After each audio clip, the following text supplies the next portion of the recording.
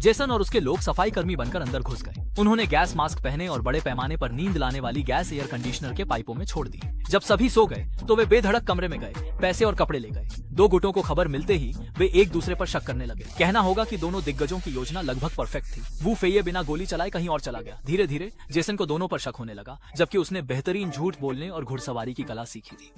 लेकिन उसे फिर भी इन दो व्यक्तियों का पीछा करना पड़ा। दूसरी ओर दोनों गैंग ने एक दूसरे को खत्म करने के लिए हथियारों को भेजा। रे के आदमी ने खतरे को तुरंत पहचाना और महिला हत्यारे को गोली मार दी, लेकिन लॉन्ग हेयर इतना भाग्यशाली नहीं था। अगले दिन रे ने चश्मा पहनने वाले व्यक्ति को भेजा। उसने दीवार में छोटा सा छेद बनाया और निगरानी उपकरण से गोलियों का निशाना समझा। पहली गोली मिस हो गई, लेकिन अच्छी बात यह थी कि सामने वाला साउंड सिस्टम तेज था। दूसरी गोली निशाने पर लगी। रे बच तो गया, लेकिन मुसीबतें अभी शुरू हो चुकी थी।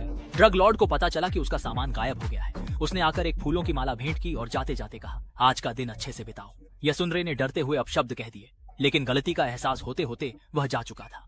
इस क्षण से रे का दिमाग अस्थिर हो गया। उस रात जेसन रे के ठिकाने पर पहुंचा। वह बदला लेने का सही अवसर था। उसने निहत्थे दुश्मन का सामना किया, लेकिन गोली चलाने की बजाय उसने उसे होश में जगाया और वहां से चला गया। जैसे ही विरोधी समझा, उसने हथियार उठाया और पीछा किया। भावनाओं में बहते दुश्मन के सामने जेसन शांत था। उसने हल्का सा व्यंग्य भरा मुस्कान दिया, मानो हर छोटी हरकत उसे चिढ़ा रही हो। अपने पुराने नौकर को इस तरह हंसता देखकर रे के मानसिक हालत पर असर पड़ा। दिन में ड्रग लॉर्ड से धमकी मिली थी।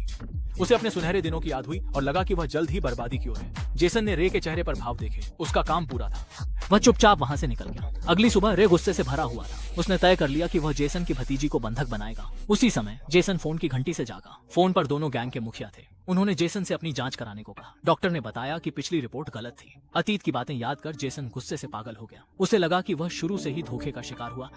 उसने दोनों मुखियाओं का सामना किया। यहीं उसे उनकी असली पहचान का अंदाजा हुआ। जेल में रहते हुए उसने उनसे कभी बात नहीं की थी। वे जेल के ठग और शतरंज मास्टर थे। हमने ये इसलिए नहीं किया कि हमें तुम्हारी फिक्र है। हमने बस ये किया क्योंकि हम तुम हो। बाद में दोनों मुखियाओं ने जेसन के पैसे उसे लौटा दिए ताकि वह अपनी भतीजी को बचा सके। दूसरी ओर रे बंदूक लेकर तैयार था। जेसन पूरा पैसा लेकर पहुंचा। रे को लगा कि बंधक से वह जेसन पर हावी हो पाएगा, लेकिन जेसन शांत और अडिग रहा। धीरे धीरे रे की मानसिक स्थिति टूटी। उसे अनेक आवाजें परेशान करने लगी। उसने जेसन के इशारे की कल्पना की और अंततः खुद पर बंदूक तान ली। यही आखिरी चाल थी। जेसन ने छोटी चीजें लेकर रे की आत्मा को हराया। आखिर में जेसन को समझ आया कि बुद्धिमानों से टकराकर ही असली ज्ञान पाया जा सकता है।